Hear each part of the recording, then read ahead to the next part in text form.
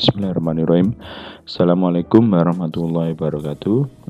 Selamat berjumpa kembali teman-teman di mata kuliah metodologi dan klimatologi. Setelah kemarin UTS ya teman-teman, kita selanjutnya akan melanjutkan materi-materi bahasan kita terkait meteorologi dan klimatologi. Di pertemuan ke-8 nih, karena kemarin terakhir kita ke-7 dan di materi 8 ini kita akan melanjutkan bahasan-bahasan kita yang sudah sebelumnya. Jadi masih membahas terkait dengan unsur-unsur cuaca dan iklim. Di pertemuan kali ini kita akan membahas yang berkaitan dengan massa udara. Kenapa massa udara ini penting? Karena sebenarnya kalau kita belajar terkait dengan unsur cuaca dan iklim, memang massa udara tidak menjadi salah satu unsur dari cuaca dan iklim. Karena memang massa udara ini tidak bisa kita ukur dan tidak bisa dijadikan patokan ketika kita ingin menentukan kondisi cuaca dan iklim di suatu wilayah. Tetapi massa udara ini sangat berpengaruh terhadap terjadinya pembentukan awan, terhadap terjadinya fenomena angin, terutama nanti angin siklon tropis, kemudian adanya hujan dan unsur-unsur cuaca yang lain ini sangat dipengaruhi dari massa udara. Sehingga makanya sebelum nanti kita lebih jauh membahas terkait dengan parameter cuaca dan iklim yang lain seperti curah hujan, angin, dan kemudian awan, maka kita harus tahu dulu terkait dengan massa udara gitu. Oke, jadi di pertemuan kali ini kita akan bahas spesifik terkait dengan massa udara. Yang pertama jelas tentu ya, sebelum kita mengawali lebih jauh terkait dengan massa udara, kita harus tahu dulu terhadap definisinya gitu ya. Apa sih sebenarnya massa udara? Massa udara itu secara definisi didefinisikan sebagai suatu sekelompok besar atau suatu bagian besar atau merupakan suatu bentukan volume besar di udara. Itu sebuah massa besar yang terdapat di udara, di mana pada massa itu dia memiliki suhu, memiliki kelembaban, dan memiliki stabilitas hidrostatik yang relatif seragam pada arah horizontal. Jadi nanti kalau kita bicara tentang massa udara, sebenarnya itu dia merupakan suatu kumpulan udara.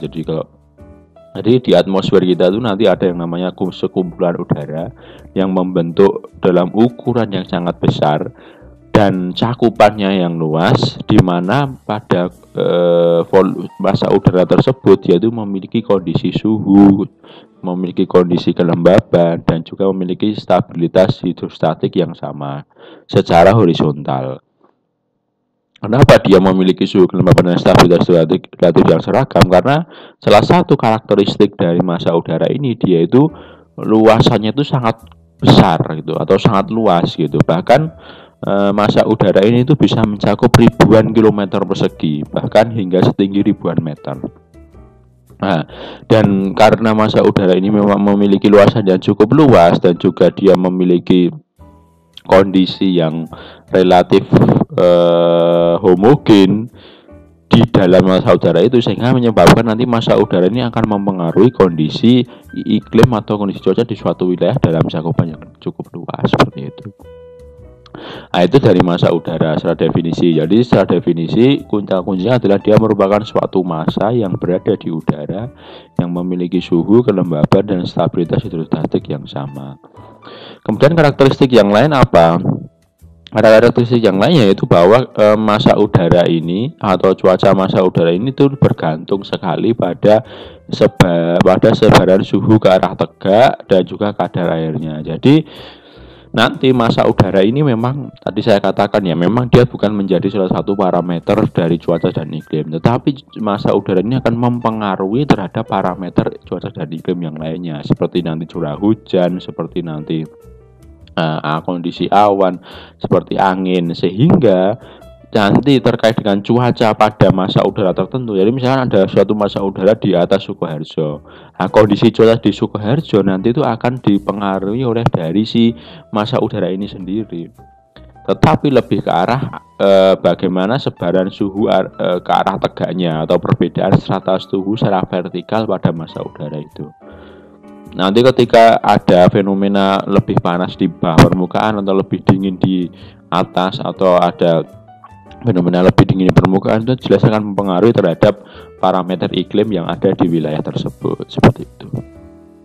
Nah, terus kemudian suatu karakteristik yang lain yaitu suatu massa udara itu dapat terbentuk dengan syarat udara itu harus berdiam atau bergerak dalam waktu yang lama di atas daerah yang luas yang memiliki daerah seragam dan angin lemah dan sifat permukaan yang seragam dalam pembentukannya. Kenapa harus seragam? Ya karena memang tadi dari definisinya menyatakan bahwa massa udara ini memiliki suhu dan kelembaban yang sama, sehingga memang suatu massa udara itu bisa terbentuk di suatu wilayah jika syarat wilayah tersebut itu pertama itu terdapat udara itu boleh berdiam atau bergerak. Kemudian dia itu berada pada suatu wilayah yang sangat luas dengan kondisi iklim atau kondisi cuaca di daerah atau parameter iklim dan cuaca di daerah yang memiliki sifat seragam dan sifat permukaan dari lahannya itu dia itu cenderung seragam. Jadi misalkan kalau ada dataran berbukit itu mesti akan massa udaranya itu berbeda. Tetapi kalau semua itu relatif semua datar gitu mesti akan massa udaranya itu akan sama. Semua berbukit itu akan sama.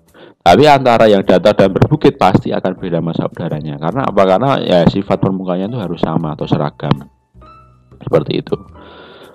Nah, kemudian kumpulan udara dengan karakteristik yang serupa ini memiliki garis batas yang apabila batasan ini bertemu dengan massa udara lain akan membentuk yang namanya front. Jadi memang tadi saya katakan massa udara itu kan dia menempati area yang luas, tapi biasanya karena dia ada faktor pengaruh dari perbedaan kondisi permukaan, karena ada faktor dari angin, kondisi angin di setiap tempat yang berbeda-beda, akhirnya menyebabkan terbentuknya massa udara pun di setiap wilayah juga akan berbeda-beda. Mungkin di Sukoharjo dengan di Surakarta suatu waktu tertentu akan membentuk massa udara yang berbeda. Nah, antara satu massa udara dengan massa udara yang lain itu dia itu memiliki ada garis batas, walaupun garis batasnya itu garis batas imajiner atau garis batas semu ya, yang tidak bisa kita lihat secara langsung, tapi kita bisa modelkan. Nah, adanya garis batas antara massa udara inilah ketika nanti di dua massa udara ini saling bertemu, saling berinteraksi akan terbentuk yang namanya front. Nah, nanti kita akan bahas apa itu front lebih jauh nanti di belakang. Jadi yang dinamakan front itu adalah lebih ke arah pertemuan antara dua massa udara yang saling bersinggungan antara satu dengan yang lain, seperti itu.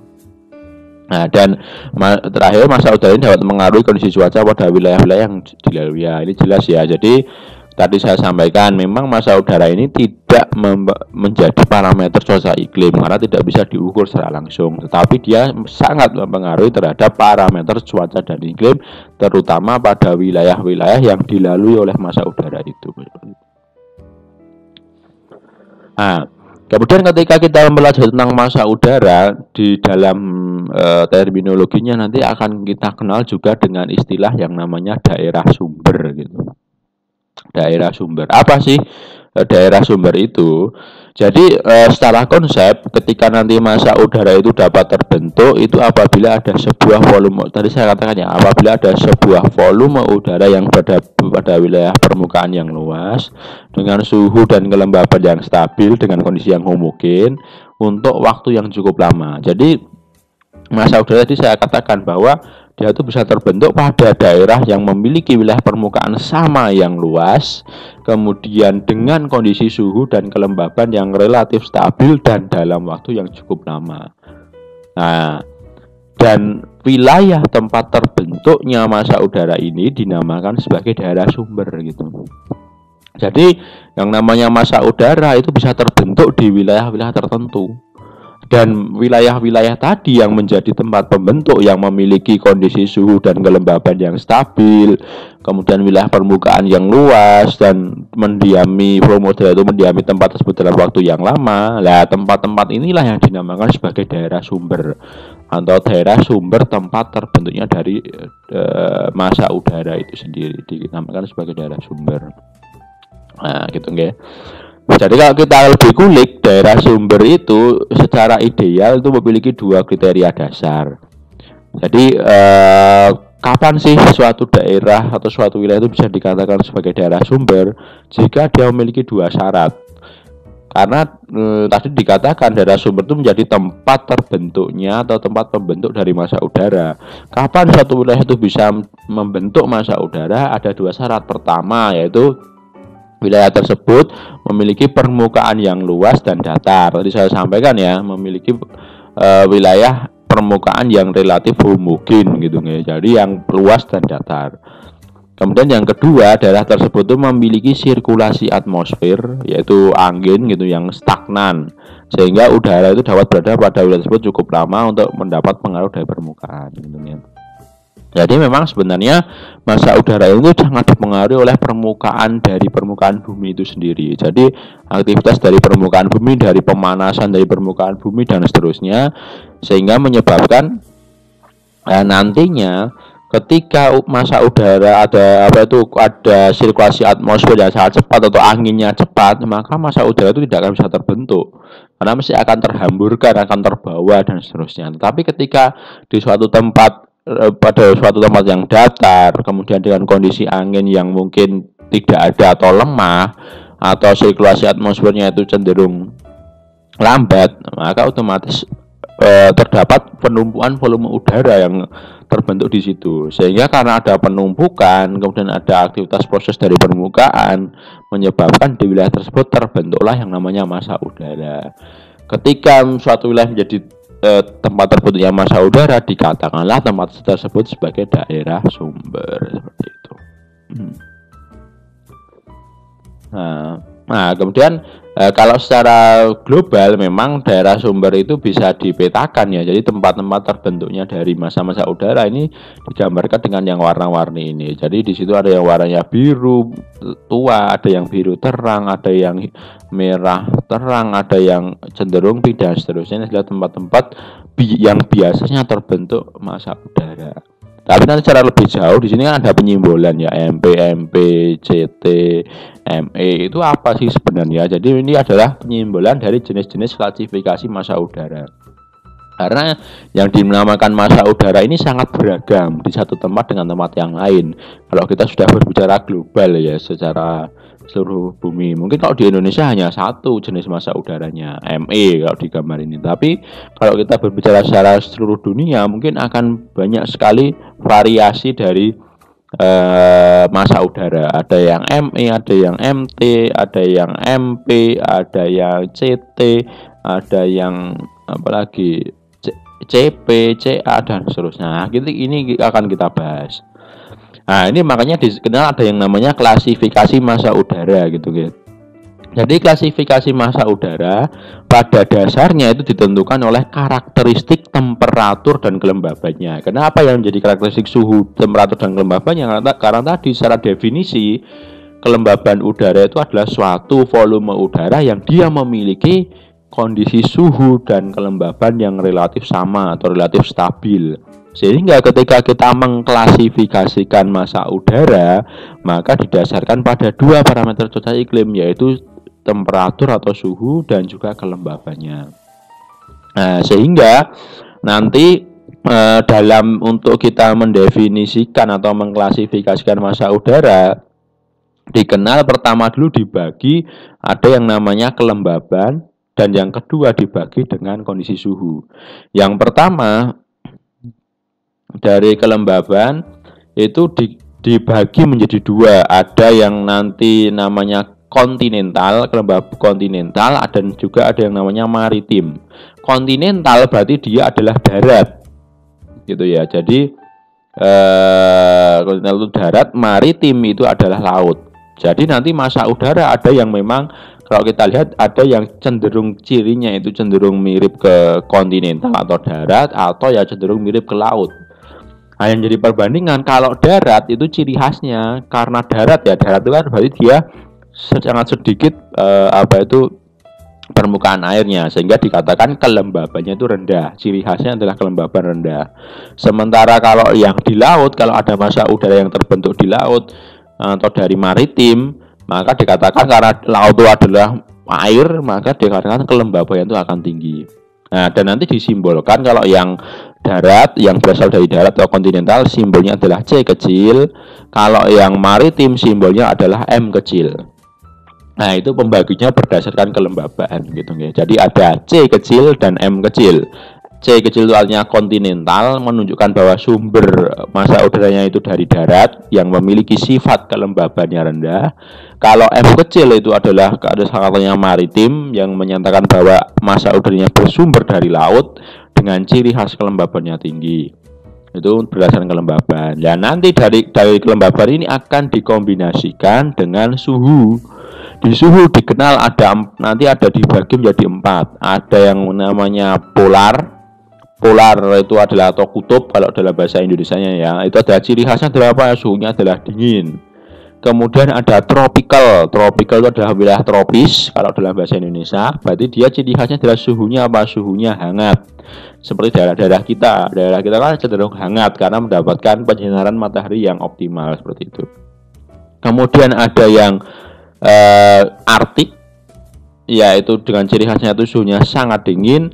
Ada yang ekuatorial. Ekuatorial itu adalah yang suhunya adalah panas. Jadi ada yang sifatnya polar atau dingin, kemudian ada yang tropical atau hangat, kemudian ada yang Arktik yaitu sangat dingin, dan ada yang ekuatorial yaitu yang panas gitu ya. Nah, ciri khasnya itu. Jadi kalau nanti massa udara yang terbentuknya pada daerah yang polar, maka dia itu akan cenderung suhunya itu dingin. Kalau yang tropical hangat. Kalau di wilayah yang Arktik berarti dia sangat dingin. Kalau di wilayah ekuatorial jadi dia akan panas. Dan singkatannya pun kalau polar itu disimbolkan dengan P besar. Kalau yang tropical T besar simbolnya. Kalau yang Arktik itu adalah A besar. Ekuatorial ada E besar. Nah, dari kombinasi kelembaban dan suhu ini nanti akan muncul beberapa klasifikasi massa udara. Yang pertama adalah CP, C kecil P besar. Berarti C kecil adalah kontinental, P besar adalah polar. Berarti ada sumber massa udaranya itu adalah dari wilayah daratan di wilayah dengan kondisi yang dingin atau polar. Nah, gitu. Nanti ada juga CT, kontinental tropical. Berarti ada wilayah yang dari daratan pada wilayah tropis yang hangat seperti itu. Ada CA, berarti ada kontinental Arktik. Berarti dia adalah dari daratan dan di wilayah yang sangat dingin seperti itu. Ada maritim ekuatorial atau maritim panas. Berarti dia adalah pada wilayah laut dengan kondisi suhu yang panas ekuator dan seterusnya. Jadi nanti klasifikasinya itu cuman hanya ada 6. Ada CP, CT, CA, MP, MT, dan ME. Nah, terus yang menjadi pertanyaan, kenapa kok tidak ada MA, tidak ada CE gitu? Kenapa kok tidak ada kontinental ekuatorial atau tidak ada tidak ada maritim Arktik? Tidak ada maritim Arktik karena memang kalau kita lihat maritim Arktik atau laut yang dia itu sangat dingin, rata-rata itu tidak terbentuk yang namanya massa udara. Sehingga ini kan sebenarnya klasifikasi massa udara ini kan awalnya memang dipetakan dulu dari kondisi suhu dan kelembaban di setiap wilayah-wilayah. Kira-kira wilayah-wilayah di dunia itu mana saja sih yang dia bisa membentuk yang namanya massa udara? Oh, ternyata terdapat 6 titik wilayah yang memiliki variasi berbeda. Ada tadi CP, CT, CA, MP, MT, ME. Dan dari itu kemudian dibedakan menjadi 2 tadi. Ada klasifikasi kelembaban dan juga klasifikasi suhu. Sehingga ketika diklasifikasikan pun turunnya menjadi tetap 6 seperti itu. Nah, ini secara lebih jauh pembahasannya. Pertama ada yang tadi CP, C kecil P besar atau yang namanya kontinental polar, yaitu dia memiliki karakteristik apa? Bersuhu dingin dan kelembabannya rendah ya toh. C itu adalah kelembaban rendah, P-nya polar, suhunya dingin karena terbentuk pada daerah sumber kontinental. Massa udara ini terbentuk sebenarnya di Kanada, di bagian utara, dan Greenland dan Siberia. Ya, ini adalah wilayah-wilayah yang dekat dengan kutub utara. Kemudian ada kontinental tropikal, C kecil T besar, yaitu berasal dari daerah kering serta gurun di lintang menengah dan bawah. Ini. Jadi kalau kontinental tropikal itu kan ciri khasnya adalah kelembaban rendah, daerahnya hangat. Berarti daerah ini terdapat di wilayah yang pada daerah kering serta gurun di lintang menengah dan bawah. Secara umum temperaturnya itu cenderung hangat dan kadar airnya itu sangat rendah gitu ya.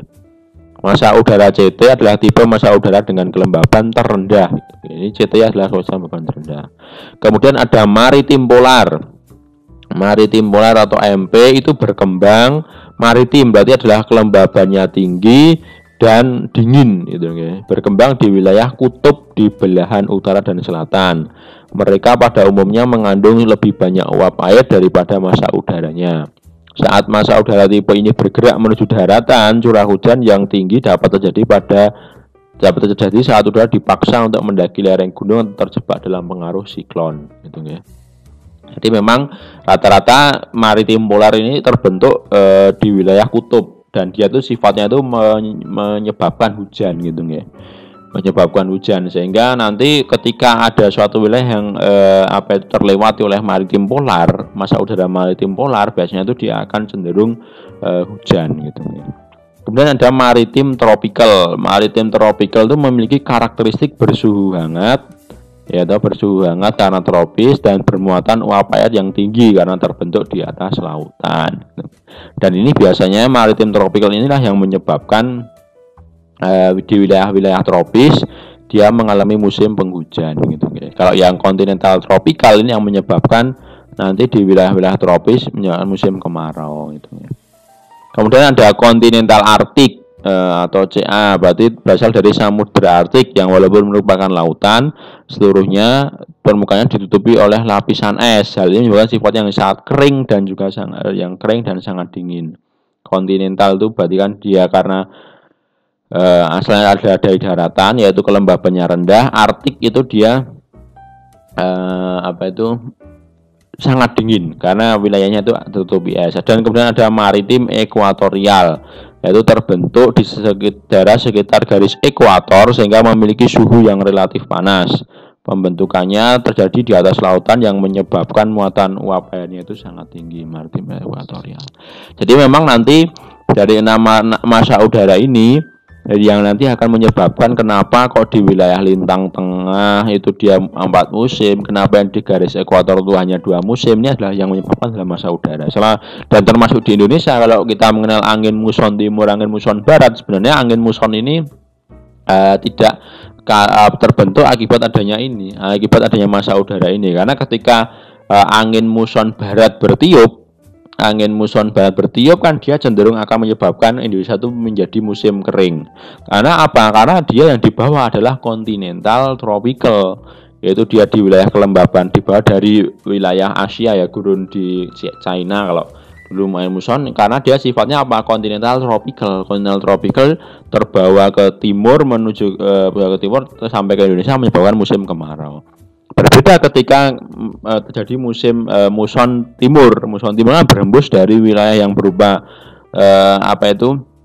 maritim tropikal yang dia memiliki kandungan uap air tinggi dan juga hangat, berhembus sehingga menyebabkan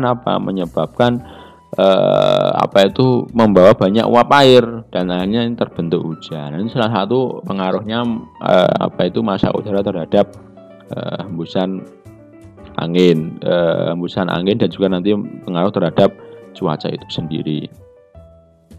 Nah, ini adalah klasifikasinya ya. Nanti kalau ditabelkan seperti ini, nanti silahkan teman-teman bisa melihat ciri-cirinya. Jadi kalau CA itu menyebabkan kontinental Arktik menyebabkan musim dingin yang ekstrim dampaknya. Kemudian kalau CP kontinental polar menyebabkan musim dingin yang kering. Kalau kontinental tropis menyebabkan kemarau. Kemudian MP menyebabkan presipitasi dan udara dingin. Kalau MT menyebabkan maritim tropical menyebabkan hujan-hujan di wilayah tropis. Kalau maritim ekuatorial lebih banyak hujan tropis. Dan ini adalah wilayah sebarannya di Indonesia. Kalau Indonesia itu maksudnya sebenarnya yang dilewati adalah ME, terutama di wilayah Khatulistiwa ya. Tapi kalau yang di wilayah di non Khatulistiwa yang agak jauh dari Khatulistiwa biasanya dipengaruhi oleh MT yang nanti akan menyebabkan hujan dan juga dipengaruhi oleh CT yang nanti akan menyebabkan musim kemarau. Tadi saya katakan ya, kalau muson timur itu karena CT, jadi continental tropical. Kalau yang muson barat dipengaruhi karena MT, yaitu Maritime Tropical. Itu. Nah, kemudian massa udara ini juga akan bisa mengalami yang namanya modifikasi gitu nggih, atau mengalami perubahan gitu nggih. Nah, modifikasi sifat massa udara ini dapat disebabkan salah satunya adalah karena adanya alih panas atau karena adanya perubahan panas. Nah, fenomena alih panas antara udara dan permukaan di bawahnya merupakan salah satu proses penting yang menyebabkan modifikasi sifat massa udara. Jadi sebenarnya yang menyebabkan kenapa massa udara nanti bisa berubah, tadi yang awalnya jadi CT kemudian atau CA itu nanti bisa berubah, itu gara-garanya ada perubahan panas atau ada alih panas dari udara dengan permukaan di bumi. Karena kan sifatnya massa udara kan nanti kan bergerak. Ketika bergerak mungkin dia akan berinteraksi dengan berbagai macam kondisi permukaan bumi. Nah, ketika ada interaksi antara udara dan permukaan bumi, inilah yang nanti akan menyebabkan terjadinya pertukaran panas. Nah, akibat pertukaran panas ini nanti akan terjadi modifikasi. Nah, jika atmosfer dipanasi dari bawah, jadi ketika mungkin ada massa udara itu melewati suatu permukaan yang permukaannya itu dia lebih panas sehingga diistilahkan dia dipanasi dari bawah, maka udara atau volume udara tadi akan menjadi lebih labil atau dia tidak stabil gitu ya. Berbeda kasusnya jika ada volume udara yang melewati suatu permukaan dan permukaannya itu dia lebih dingin sehingga seolah-olah atmosfernya didinginkan dari bawah sehingga nanti udaranya itu dia akan menjadi cenderung lebih stabil. Nah, dan nanti kondisi alih panas ini akan disimbolkan juga ada simbol K kecil dan W kecil. K kecil itu ketika massa udara lebih dingin daripada permukaan di bawahnya. Jadi gampangannya kalau yang K kecil itu ketika bagian permukaannya itu lebih panas sementara udaranya itu lebih dingin sehingga seolah-olah dipanasi dari bawah. Tapi kalau W kecil itu ketika massa udaranya itu lebih panas dan permukaannya itu lebih dingin sehingga seolah-olah didinginkan dari bawah seperti itu. Sehingga nanti kalau yang K kecil itu dia akan cenderung volume udaranya itu akan cenderung lebih stabil. Kalau yang W kecil permukaan volume udaranya cenderung lebih stabil. Tetapi nanti kestabilan dari massa udara ini sendiri juga tidak hanya dipengaruhi oleh alih fungsi, tapi dipengaruhi juga oleh kenaikan dan penurunan arus udara gitu ya. Jadi di atas permukaan bumi itu ada namanya konvergensi dan divergensi horizontal menyebabkan arus udara itu naik turun gitu ya. Yang pada akhirnya mempengaruhi strata massa udara. Udara yang turun menjadi lebih stabil, sedangkan udara yang naik disertai dengan kecuraman penurunan suhu akan cenderung labil. Sehingga nanti simbolisasinya kalau U itu menunjukkan udaranya labil, menunjukkan udara atas itu labil, kalau yang S menunjukkan udara atas itu stabil seperti itu. Nah, ini tadi K kecil dan W kecil. K kecil itu ketika dipanasi dari bawah sehingga cenderung udaranya itu menjadi labil. Kalau W kecil didinginkan dari bawah cenderung udaranya itu menjadi stabil. Simbol lanjutannya KU berarti dia dipanaskan dari bawah dan udara atas labil. Kalau WS berarti dia cenderung didinginkan dari bawah, udara atas dia cenderung stabil seperti itu. Nah, ini nanti adalah adanya modifikasi ya. Jadi kan misalkan udara asalnya itu dia itu MT gitu nggih, MT. Kemudian dia akan melintasi melintasi suatu kawasan sehingga nanti bisa menjadi MTW. MTW atau MTC. MTW berarti dia akan dipanasi dari didinginkan dari bawah. Didinginkan dari bawah dia berarti menjadi stabil gitu nggih. Nah, seperti itu contohnya. Jadi kalau keterangannya contohnya kalau MTWU berarti adalah massa udara berasal dari maritim tropis yang melewati lokasi hangat W sehingga menjadi tidak stabil suhunya. Atau bisa juga nanti MTKU berarti massa udara yang berasal dari maritim tropis yang melewati udara yang dingin sehingga udaranya menjadi tidak stabil. Bisa terjadi juga seperti itu, adalah modifikasi massa udara.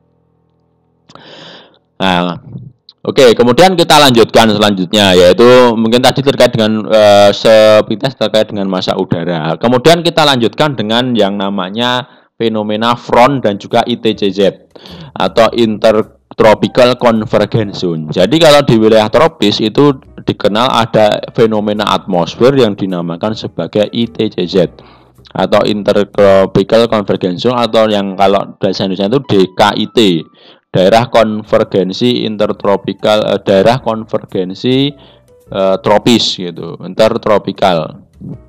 Nah, ITCZ itu apa toh? ITCZ itu merupakan tempat bertemunya dua massa udara yang memiliki sifat dan kekuatan sama gitu nih. Jadi kan rata-rata tadi kalau kita sampaikan di awal bahwa massa udara itu akan saling bertemu. Nah, dan setiap massa udara ini biasanya itu memiliki massa udara yang berbeda-beda. Tetapi secara khusus di wilayah tropis, terutama di wilayah ekuator, itu ada yang namanya fenomena ITCZ. Fenomena ITCZ itu adalah ketika massa udara yang dia memiliki sifat dan kekuatan sama itu saling bertemu. Rata-rata di tempat lain tidak ditemukan fenomena ITCZ ini. ITCZ ini hanya ditemukan di wilayah sepanjang jalur ekuator. Nah, jadi memang yang ditemukan hanya di wilayah jalur ekuator di mana terdapat dua massa udara yang memiliki sifat dan kekuatan sama saling bertemu. Nah, kemudian ITCZ ini lokasi yang identik dengan terjadinya konvergensi atau naiknya massa udara, lalu tekanan udara menjadi rendah, dikenal dengan istilah siklon. Padanya menjadi wilayah tempat semua angin itu akan bergerak. Nah, sehingga fenomenanya unik. Jadi kalau ada fenomena ITCZ, karena ada pertemuan ada dua massa udara yang saling bertemu sama, sehingga menyebabkan tekanan udara di situ tuh menjadi rendah. Ketika tekanan udara itu menjadi rendah, maka dikenal di istilah itu dinamakan wilayah siklon. Sehingga semua angin itu akan bergerak menuju ke arah situ. Maka nanti dikenal ada istilah namanya siklon tropis. Makanya kenapa dikenal dengan nama istilah siklon tropis itu ya karena memang terbentuknya itu adalah di wilayah tropis, lingkungan tropis di wilayah dekat dengan ekuator seperti itu. Makanya memang nanti kalau kita lihat fenomena siklon tropis, memang rata-rata itu semua terbentuknya di wilayah dekat dengan ekuator karena di wilayah dekat dengan fenomena ITCZ ini. Kemudian dampak yang terjadi adalah wilayah ITCZ menjadi wilayah yang bercuaca buruk. Akan terbentuk awan besar yang berkembang vertikal menjadi awan cumulonimbus yang menyebabkan nanti terjadinya hujan seperti itu, sehingga nanti akan sering terjadi yang namanya hujan badai besar dengan angin dan petir seperti itu.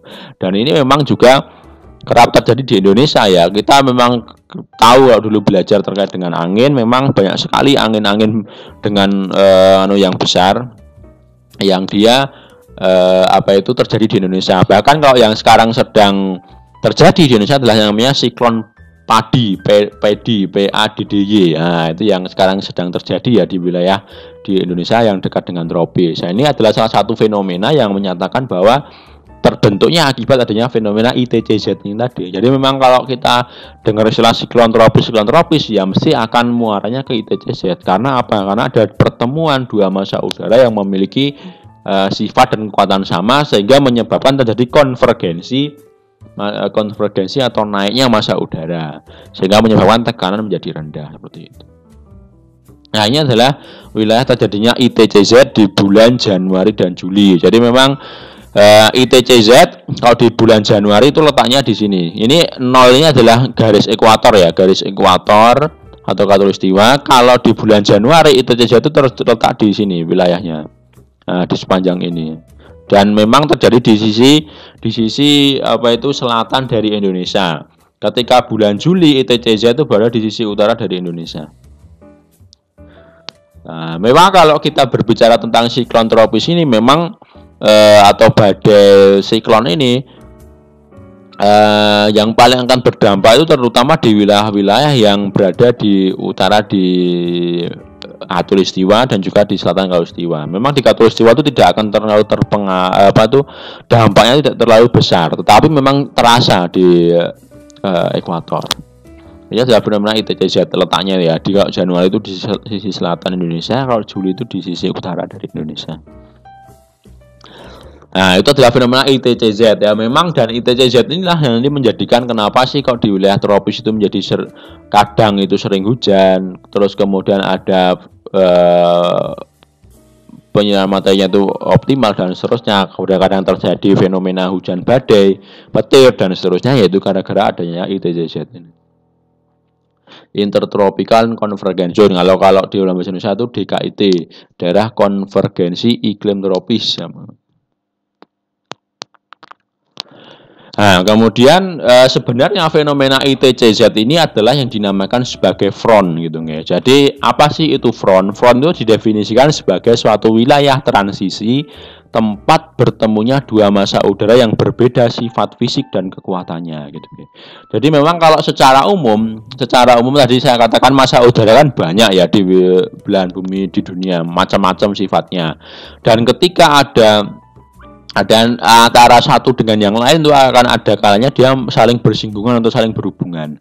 Ketika dia ada dua massa udara itu yang saling bertemu satu sama lain, biasanya rata-rata itu dia memiliki sifat fisik dan kekuatan yang berbeda. Makanya tadi ada yang namanya modifikasi. Mungkin ada ketika MT bertemu dengan massa udara yang lain yang lebih MT kan maritim tropical, berarti kan dia sifatnya adalah maritim, itu adalah kelembabannya itu tinggi dan hangat. Mungkin dia bertemu wilayah udara dingin. Nah, sehingga massa udaranya itu nanti akan berubah, termodifikasi gitu nggih. Termodifikasi. Nah, karena ada modifikasi ini rata-rata biasanya terbentuk pada wilayah yang memiliki sifat fisik dan kekuatan yang berbeda. Nah, ketika ada dua massa udara yang bertemu dengan pada sifat fisik dan kekuatan berbeda dinamakan sebagai front. Tetapi ketika ada massa udara yang bertemu dengan sifat fisik dan kekuatan yang sama dinamakan ITCZ. Tetapi ITCZ hanya terjadi pada wilayah tertentu. Kalau front hampir terjadi di semua wilayah gitu ya. Dan front ini biasanya kejadiannya terjadi pada lintang tinggi di sekitar 66 derajat lintang utara atau 66 derajat lintang selatan. Awal pembentukan atau perkembangan hingga penguatan front dikenal dengan istilah frontogenesis gitu ya. Jadi apa itu tempat terjadinya front ini dinamakan sebagai frontogenesis. Ya, oke. Kemudian kita itu adalah frontogenesis ya. Jadi frontogenesis adalah merupakan tempat awal pembentukan dan perkembangan dari front. Nah, kemudian front ini kalau dari gambarnya ada dua ya. Pada kondisi normal, front ini akan terbentuk akibat adanya pertemuan antara dua massa udara yang berbeda sifat. Misalnya ada udara panas dan udara dingin, dia saling bertemu sehingga akan terbentuk yang namanya suatu bidang kontinuitas gitu nggih. Tapi secara normal memang seharusnya ketika front ada fenomena front mesti akan terbentuk ya garis yang horizontal. Tetapi pada kenyataannya memang nanti akan mungkin berbeda. Mungkin ada yang udara panasnya lebih dominan, udara dinginnya yang tidak dominan, sehingga menyebabkan ada yang namanya bentukan peak seperti ini. Nah, sedangkan pada fase akhir pelenyapan atau penghancuran front dikenal dengan namanya frontolisis. Jadi ketika ada suatu massa udara yang bertemu, itu mesti dia tempat bertemunya atau tempat terbentuknya front ini namanya frontogenesis. Tetapi pada akhirnya mungkin ada pembauran. Ketika dia sudah menjadi jatuh atau pembaurannya sudah selesai atau penyampaian atau penghancuran front sehingga terbentuk satu massa udara baru, nanti dikenal namanya dengan frontolisis gitu ya. Nah, kemudian front itu sama halnya dengan ITCZ, yaitu merupakan siklon atau pusat tekanan rendah sehingga cuacanya itu menjadi buruk. Jadi tempat-tempat terjadinya front atau tadi frontogenesis itu biasanya tuh memang menjadi pusat-pusat terjadinya siklon. Dan biasanya karena front itu terletak di wilayah lintang tinggi, itu bisa menyebabkan yang namanya pusaran angin atau menyebabkan badai angin gitu ya, atau angin ribut dan seterusnya. Nah, gini ya. Ini adalah penampang melintang dari front. Jadi tekanannya itu semakin tinggi, semakin rendah, suhunya pun juga semakin rendah, semakin naik. Nah, kemudian jenis-jenis front berdasarkan hasil akhir dari pertemuan dua massa udara akan terdapat yang namanya front. Ada yang namanya front dingin. Front dingin itu ketika masa udara dingin itu menggilas masa udara panas. Jadi ketika ada masa udara yang panas bertemu dengan yang dingin, tetapi ketika nanti akhirnya membaurnya atau frontolysisnya dia menjadi dingin, maka dinamakan sebagai front dingin. Karena front dingin, masa udara dinginnya yang dominan. Ada juga nanti front panas. Front panas itu adalah ketika masa udara panas mendesak masa udara dingin. Ketika dingin dan panas bertemu, yang dominan panasnya, frontolysisnya akhirnya berubah menjadi panas, dinamakan sebagai front panas. Ada yang namanya juga front campuran. Front campuran itu adalah ketika front dingin dan front panas bertemu, sehingga front dingin akan lebih cepat mengambil alih lokasi front panas. Gitu. Jadi ketika front dingin dan front panas bertemu, front dingin itu lebih cepat mengambil alih lokasi front panas. Jadi front dinginnya cenderung lebih yang dominan. Tapi pada kenyataannya dia tuh bercampur sifatnya, tidak ada yang dominan salah satu. Di frontolysisnya tetap ada yang panas, ada yang dingin. Kemudian ada front kuasi stasioner, yaitu apabila dua masa udara baik dingin maupun panas masing-masing tidak cukup kuat untuk saling mendesak, sehingga tidak jelas mana yang mendominasi. Ya ini. Jadi ketika dua-duanya itu tidak ada yang dominan, namanya front kuasi stasioner. Jadi sifatnya itu nggak tahu, ya panas ya tetap, dingin ya tetap. Nah, namanya adalah front kuasi stasioner. Kemudian ada yang terakhir yaitu namanya siklon frontal. Siklon frontal adalah siklon ekskatropis yang mengandung sistem frontal gitu. Jadi memang siklon frontalnya adalah merupakan daerah wilayah siklon yang terbentuk akibat dari front gitu. Jadi ketika mungkin ada pertemuan antara panas dan dingin, menyebabkan di situ akan terbentuk yang namanya siklon yang hebat, menyebabkan badai siklon yang dinamakan sebagai siklon frontal. Karena siklonnya terbentuk pada wilayah front gitu. Nah, ini kemudian adalah ciri-ciri frontnya ya. Jadi front itu sebenarnya ada, kalau secara umum dibagi front dingin dan front panas gitu. Kalau yang proses perbedaannya, indikatornya, prosesnya, kalau yang front dingin tuh skopnya membongkar tanah, udara panas terdesak cepat sehingga membentuk cuaca buruk. Kalau yang front panas, udara naik pegunungan akan terbentuk kabut yang seringkali membuat hujan gerimis berkepanjangan prosesnya gitu. Itu front panas gitu. Kemudian kalau yang front dingin membentuk awan cumulus dan cumulonimbus yang dia bisa menyebabkan hujan yang sangat besar dan juga badai. Kalau yang front panas biasanya membentuk awan cirrus, cirrocumulus, cirrus stratus, altocumulus, altostratus, dan nimbus stratus dan cumulus.